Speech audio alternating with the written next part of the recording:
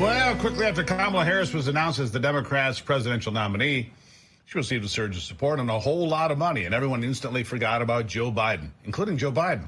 Her popularity did not live long, though, because the new polls, an important poll from the New York Times, shows Donald Trump has a 1-point lead over Harris. The polls come from the latest New York Times Siena poll by Nate Silver, who has been rated as the best pollster in the country. So they say, look, this is the best poll. Not only is the national polling tightening, but even at the state level, Harris is seeing regression, and even CNN has recognized that this week. Watch this.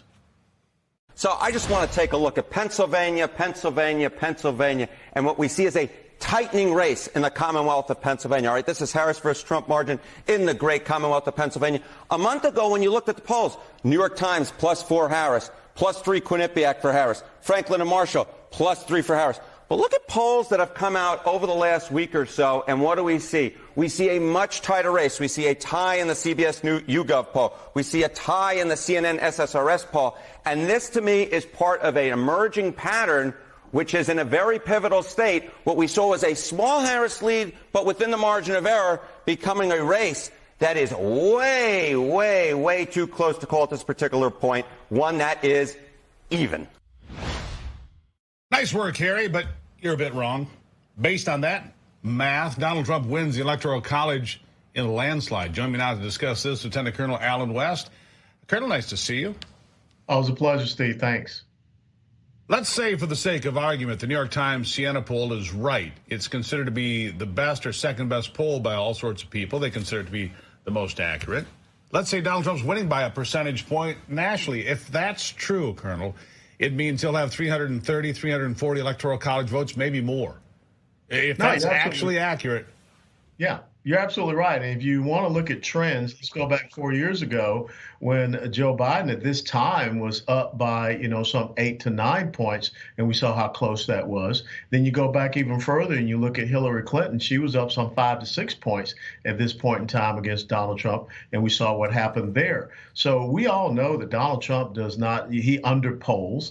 And so I think the left is very concerned if that they're showing, +1 for Trump. It could be far more than that. And let's be very honest, this whole thing about Pennsylvania would have been easy to solve if they had chosen Governor Shapiro to be the running mate with Kamala Harris. They did not do that, and we know why they did not do it. And now they're paying the consequences. And the other thing is that because even with Tim Walz, she's lost 5 points in Minnesota.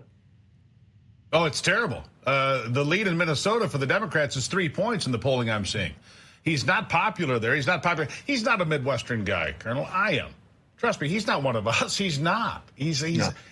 Remember how they're calling J.D. Vance weird? I can tell you, Tim Walz, he's a weird guy. He's not one of us. He's not a normal Midwestern guy. He's just not. Look, if you look at what's happening in the trending, like I say, right now, if the election were today, Donald Trump wins. But let's look at tomorrow. Tomorrow's the biggest, most consequential debate since Nixon-Kennedy 1960. I certainly believe that. Maybe Reagan and Carter could be considered the same, but it's on par with those two events.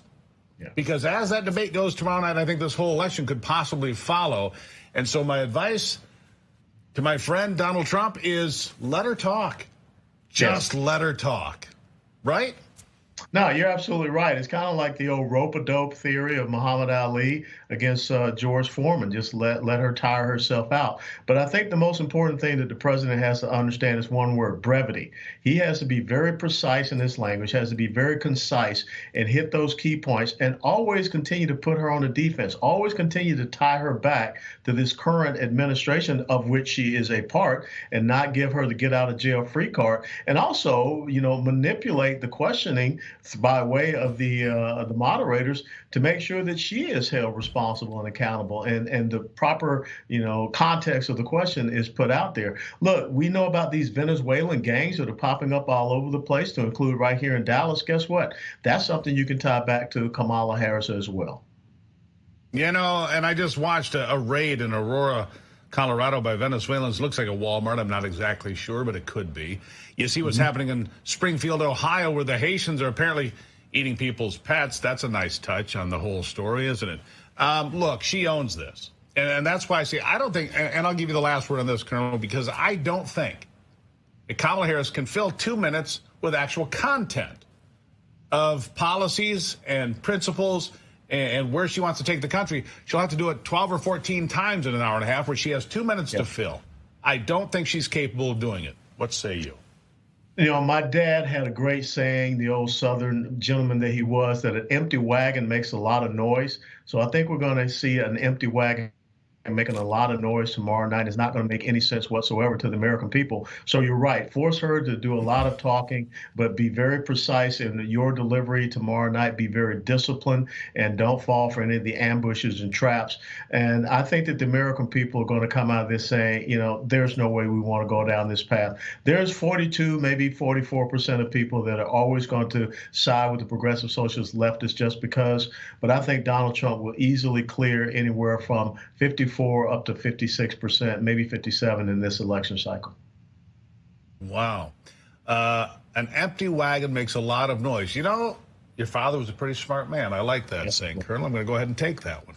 You can. Thank you, as always. I'm going to use it. You know, I appreciate that. Thank you, sir. You got it, Steve.